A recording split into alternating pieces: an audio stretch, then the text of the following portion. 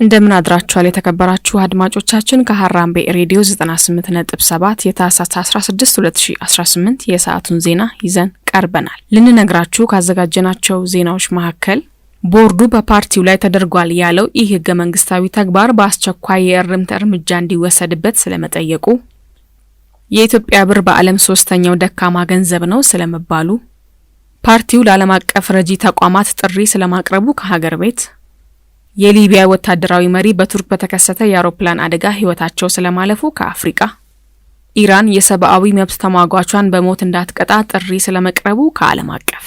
አድማጮች እነዚህንና ሌሎች ከሀገር ቤት ከአህጉርና ከዓለም አቀፍ የተውጣጡ ዜናዎችን የሀገር ቤቱን በማስቀደም ትንሳኤ አበበ አስደምጣቸዋለሁ። ቦርዱ በፓርቲው ላይ ተደርጓል ያለው ይህ ህገ መንግስታዊ ተግባር በአስቸኳይ የእርምት እርምጃ እንዲወሰድበት ጠየቀ። የኢትዮጵያ ብሔራዊ ምርጫ ቦርድ በኮንቶማ ህዝቦች ዲሞክራሲያዊ ፓርቲ ላይ የክልሉ የጸጥታ አካላት ጫና እያደረጉ ይገኛሉ ብሎ የክልሉ መንግስት አስቸኳይ የእርምት እርምጃ እንዲወስድ አሳስቧል። ቦርዱ ባወጣው መግለጫ እንዳስታወቀው የፓርቲው መስራቾች ፓርቲ ለመመስረት የሚያስፈልጉ ሁሉንም ህጋዊ ሰነዶች አሟልተው የመስራች ጠቅላላ ጉባኤያቸውን ጥቅምት 30 ቀን 2018 በማዕከላዊ ኢትዮጵያ ክልል ቡታጅራ ከተማ እንደሚያደርጉ ለቦርዱ ማሳወቃቸውን ተከትሎ ቦርዱ ለክልሉ መንግስት አስተዳደርና ሌሎች የሚመለከታቸው አካላት የጸጥታ ድጋፍ እንዲደረግላቸው የትብብር ደብዳቤ መጻፉን አሳውቋል። ይሁን እንጂ የክልሉ የጸጥታ አካላት ጉባኤ መደረግ የማይቻልበትን ሁኔታ በጽሁፍ ለቦርዱ ሳያሳውቁ ከተማዋ በኮማንድ ፖስት ስር ትገኛለች በማለት ጉባኤው እንዳይደረግ መከልከላቸውንና የፓርቲውን አባላት በቁጥጥር ስር መዋላቸውን ቦርዱ ባወጣው መግለጫ ጠቅሷል። በመሆኑም ድርጊቱ ተገቢ ባለመሆኑና በቂ ማብራሪያ ያልተሰጠበት በመሆኑ የክልሉ የመንግስት አካላት በህገ መንግስቱ የተረጋገጠውን የዜጎች የመደራጀት መብት ከግንዛቤ ውስጥ በማስገባት የእርምት እርምጃውን እንዲወስዱ ጠይቋል። ፓርቲው ከዚህ ጋር ተያይዞ ይህ ዜና እስከተጠናከረበት ሰዓት ድረስ ያለው ነገር የለም። ፓርቲው ለዓለም አቀፍ ረጂ ተቋማት ጥሪ አቀረበ። እናት ፓርቲ በትግራይ ክልል ህጻጽ መጠለያ ጣቢያ ለሚገኙ በረሃብና በመድኃኒት እጦት ለተቸገሩ ወገኖች ለዓለም አቀፍ ረጂ ተቋማት የድጋፍ ጥሪ አቀረበ። እናት ፓርቲ ትናንት ታህሳስ 15 ቀን 2018 ባወጣው መግለጫ ህጻጽን ጨምሮ በክልሉ በተለያዩ አካባቢዎች ማህበረሰቡ በሰው ሰራሽና በተፈጥሮ ክስተቶች ሳቢያ በረሃብና በህመም እየተጎዳ መሆኑን ገልጿል። ፓርቲው አክሎም በመጠለያው ያሉ ወገኖች በህይወትና በሞት መካከል እንደሆኑ ገልጾ ለዓለም አቀፍ ረጂ ተቋማትና በሀገርም ከሀገር ውጪ ላሉ ኢትዮጵያውያን ድጋፍና እርዳታ እንዲያደርጉ ጠይቋል። በመጨረሻም እናት ፓርቲ የፌዴራል መንግስትና የክልሉ ጊዜያዊ አስተዳደር እነኚህን ወገኖች የፖለቲካ ቁማር መያዣ ከማድረግ ተቆጥበው ወደ ዳግም ግጭት ከሚገፋፋ አባባሽ ምክንያቶች እንዲቆጠቡ አሳስቧል። የክልሉ ጊዜያዊ አስተዳደር ፕሬዝዳንት ጀነራል ታደሰ ወረደ በክልሉ ከ145 በላይ የመጠለያ ጣቢያዎች መኖራቸውን ገልጸዋል። በመሆኑም የፌዴራል መንግስት ለዚህ ችግር እልባት የፕሪቶሪያውን ስምምነት በቀዳሚነት ተግባራዊ ሊያደርግ ይገባል ብለዋል ባወጡት መግለጫ። የፌዴራል አደጋ ስጋት አመራር ኮሚሽን በበኩሉ በትግራይ ክልል ሰሜን ምዕራብ ዞን አስገደ ወረዳ በጊዜያዊ መጠለያ ጣቢያ የሚገኙ ዜጎችን የቅድሚያ ትኩረት በማድረግ የምግብ ሰብአዊ ድጋፍ እያቀረበ እንደሚገኝ ባወጣው መግለጫ ገልጿል።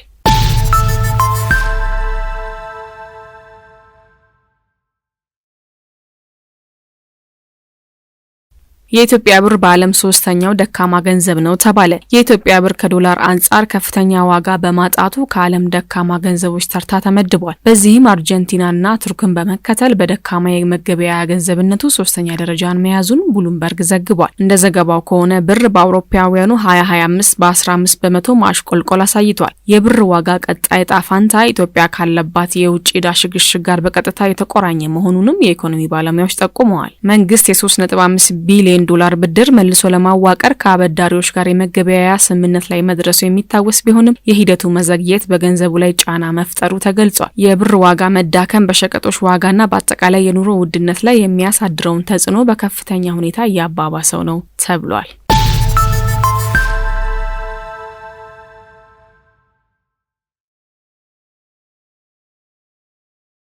የልብስ ስፌት ላይ የተሰማሩ አምራቾች የኤክሳይዝ ታክስ ይጣልባቸዋል ተባለ። የገቢዎች ሚኒስቴር በልብስ ስፌት ላይ የተሰማሩ አምራቾች የኤክሳይዝ ታክስ እንደሚጣልባቸው አስታውቋል። ከዚህ በፊት እነዚህ አምራቾች አገልግሎት ሰጪ ናቸው በሚል ከታክስ ነጻ የነበሩ ቢሆንም ይህ አሰራር የታክስ ገቢ አሳጥተዋል ተብሏል። በዚህም በተሻሻለው የኤክሳይዝ ታክስ አዋጅ መሰረት የተመደቡ የልብስ ምርቶች የኤክሳይዝ ታክስ እንደሚጣልባቸው ተገልጿል። በተጨማሪም የኢንቨስትመንትና የንግድ ፍቃድ ያላቸው የልብስ ስፌት ፋብሪካዎች ለኤክሳይዝ ታክስ ዓላማ የመመዝገብ ግዴታ አለባቸው ያለው ሚኒስቴሩ አምራች ፋብሪካዎችና የሚመለከታቸው የስራ ክፍሎች ይህንን አውቀው ተገቢውን ክትትል እንዲያደርጉ አሳስቧል። አድማጮች ዜናዎቹን እያደመጣችሁ የምትገኙት ከሀራምቤ ሬዲዮ 98.7 ነው። አሁን ደግሞ ከአፍሪካ አህጉር ወደ ያዝናቸው ዜናዎች እናልፋለን።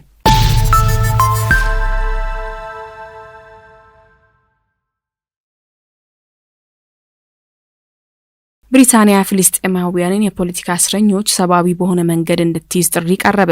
በጆሃንስበርግ ከብሪቲሽ ካውንስል አጥር ውጪ የተሰባሰቡ ሰልፈኞች እንግሊዝ ፍልስጤማውያንን የፖለቲካ እስረኞችን ሰብአዊ መብታቸውን ጠብቃ እንድትይዝ ጥሪ ያቀረቡ። እንግሊዝ ውስጥ በእስር ላይ የሚገኙ የፍልስጤም ደጋፊ የፖለቲካ እስረኞች ከ50 ቀናት በላይ የምግብ ተዓቅቦ አድማ ማድረጋቸውን ተከትሎ ሰልፈኞቹ ለድጋፍ መውጣታቸውን ተናግረዋል። ሰልፈኞቹ የብሪታንያ መንግስት እስረኞቹን መሰረታዊ መብቶችና ነጻነት ለማረጋገጥ አስቸኳይ እርምጃ እንዲወስድ ጠይቀዋል። በሰልፉ ላይ ከተገኙት መካከል የጆሃንስበርግ የተለያዩ ድርጅቶች እንዲሁም ግለሰቦች ይገኙበታል ሲል ስፑትኒክ አፍሪካ ዘግቧል። ጥያቄውን ተከትሎ ከብሪታንያ መንግስት በኩል የተሰጠ ምላሽም ሆነ ማብራሪያ የለም።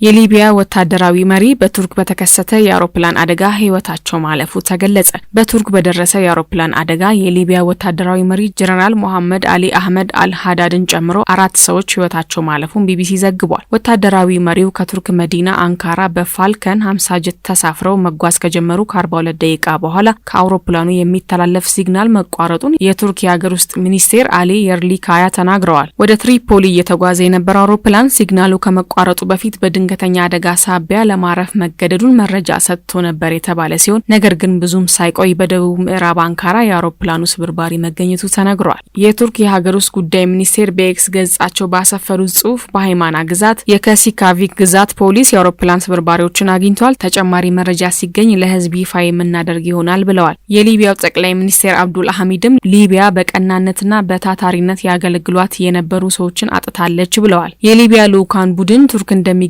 ገልጸው የቱርክና የሊቢያ ወታደራዊና የደህንነት ጉዳዮች ትብብር እንደሚቀጥልም አክለዋል።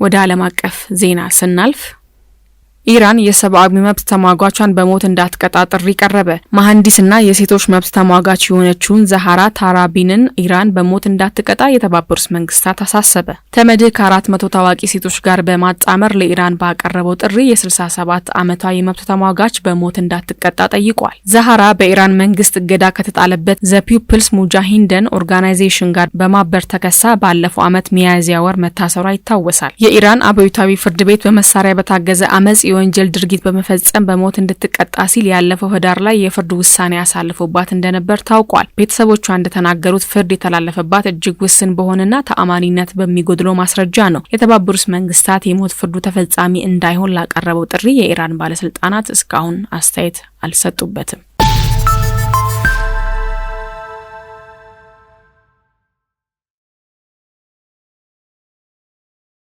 አድማጮቻችን ዜናዎቹ አብቅተዋል። ከመሰናበታችን በፊት የነገርናችሁን የዜና ርዕሶች እናስታውሳችሁ።